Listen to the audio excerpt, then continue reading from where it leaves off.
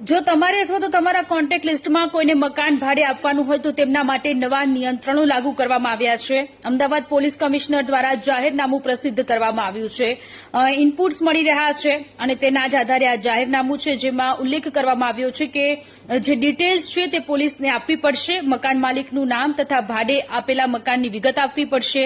મકાન ભાડે આપવા સત્તા ધરાવતા વ્યક્તિનું નામ, મકાન ભાડે આપવાની તારીખ તથા મહિનાનું કેટલું ભાડું લેવામાં આવી રહ્યું છે તેની વિગતો આપવી પડશે. ભાડુઆતનું પૂરું નામ, સરનામું, ફોટોગ્રાફ, પાસપોર્ટ, ડ્રાઇવિંગ લાયસન્સ, પાન કાર્ડના પુરાવા આપવા પડશે.